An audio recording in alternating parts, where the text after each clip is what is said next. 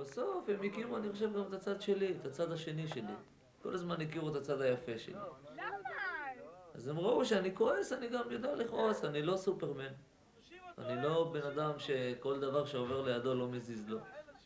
אני בן אדם שיש לי רגש ויש לי נשמה ויש לי דברים לא מסתדרים כמו שאני רוצה, אני כועס.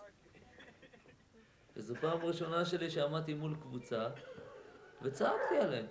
בפירוש צעקתי, ולא צעקתי סתם צעקתי, אלא צעקתי מתוך הלב. כי מאוד כאב לי שכל דבר זה החבר'ה שלי.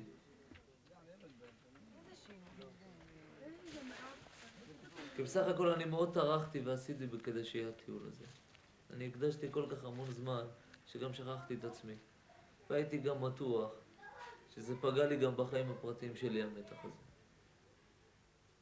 אז לבוא פתאום אחרי שאתה כל כך הרבה עושה ושיהרסו, אז זה כאב לי. אנחנו יצאנו לטיול במסגרת. יש פה מדריכים אחרים.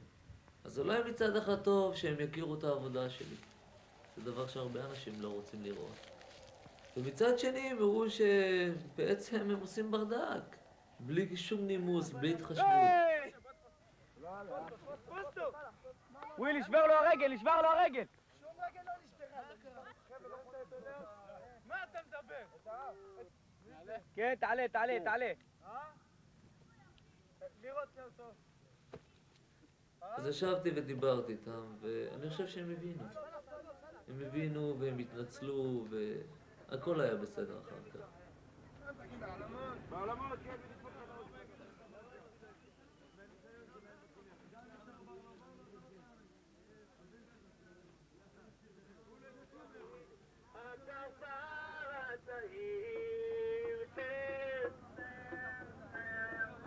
קיץ על החוף, בחורף הקפה, ומה יהיה הסוף, זה ייגמר יפה, גם ברמתי, עוד יש סוכר בעיר, תמיד... חבר שלי אתמול נשפט, אז הלכתי לראות מה העניינים. לראות ככה מה קורה איתו, אם הוא ישתחרר, אם הוא יושב בבית סוהר. העורך דין הזה הוא לא רע, הוא תמיד שאיזה חבר בצרה וזה. אז אנחנו, כל חבר נותן כמה שהוא יכול, וככה משלמים לו עורך דין.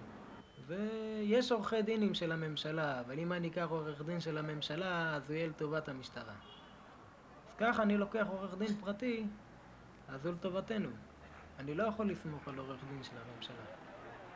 אז אני בא להגיד לו שלום, בדרך כלל תמיד, הוא בא, אנחנו אומרים לו שלום, מה נשמע וזה. למה הרבה זמן לא ראינו אותו. אני בא להגיד לו שלום, וישר שוטרים מתפרצים, הם פוחדים שאני אתן לו איזה משהו, אני לא יודע. הם... אפילו אני אגיד לך, יכול להיות שאם במקרה איזה שוטר משוגע היה שם, אז הוא גם כן היה מנסה לריב איתי מכות. עכשיו, יש מקרים שהמשטרה מחפשת להכניס אנשים לבית סוהר. ואם נאמר יש אחד בבית סוהר, וזה מקרה שיש לי, שלאחד הנערים יש שני אחים בבית סוהר, אז הם חושבים אולי שהוא עוזר לאלה שבבית סוהר, זה שהוא דואג לכסף לעורך דין, ומה שהם עושים, אז הם מחפשים אותו. והמקרה האחרון זה שאחד מהנערים שלי היכה את ההורים שלו, ואז גם פתחו לו תיקים על זה שהוא לא קשר את הכלב שלו, ועוד תיק אחד על זה שהוא הלך עם וי צבאי שהוא נשפט עליו, והוא קיבל כבר עונש. כך שאנחנו יכולים לראות גם את זה שהם מחפשים, וגם שהם לא מנסים לנסות ולעזור לאותו בן אדם להשתקם. לא פעם אמרו לי שוטרים שתעזוב את העבודה וכל העבודה הזאת היא לא יעילה. אין תוצאות. מי שפושע נשאר פושע. זו הגישה שלהם, אבל אני לא חושב שזה כך. אני מאמין שאפשר לעזור לאנשים, וגם אלה שפעם אחת לא היו בסדר וטעו בחיים, אפשר לתת להם הזדמנות להוכיח את עצמם שהם אכן יכולים להיות בסדר, כמו כל אחד אחר בחברה. יש לך כסף?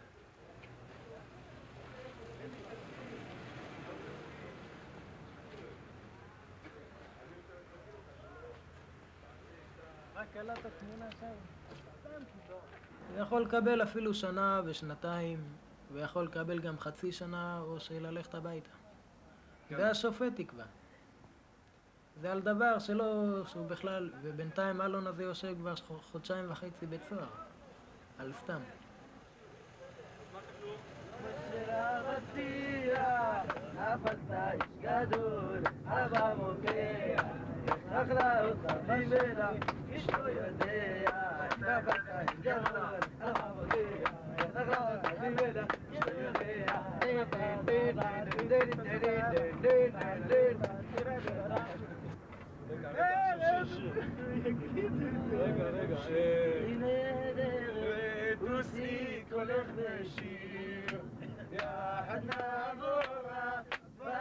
אני רוצה לעבוד גם בקבוצה, במקלט, וגם בטיפול פרטני באלה שיש להם בעיות. למשל, אם לאחד יש מחר משפט, אז ללכת ולנסות לעזור לו. אז בגלל הקיצוצים שיש היום, אין כסף למדינה שלנו, אז החליטו שאני אעבוד רק בקבוצה. רק להעביר להם פעולות חברתיות, לדבר איתם על ערכים, על נורמות, איך להתנהג, לא לגנוב, להיות ילדים טובים. אם יש לו בעיה בעבודה, אז לא ללכת. ואני אמר להם שבצורה כזאת אני לא יכול לעבוד. אז אני כתבתי להם עכשיו מכתב, והסברתי להם את כל זה. ובמידה והם ירצו שאני אעבוד כמו שהם רואים את העבודה, אז אין ברירה, אני אתפטר.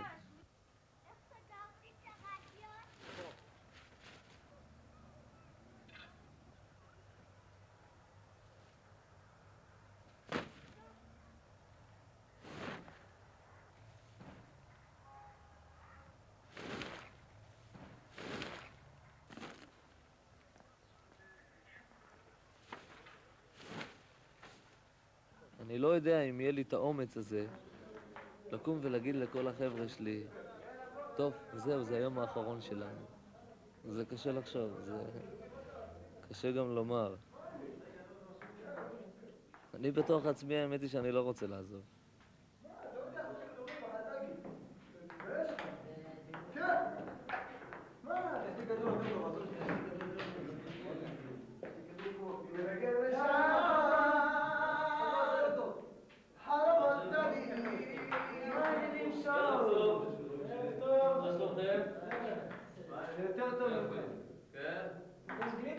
אין גלידות, אבל יש הודעה די מאכזבת.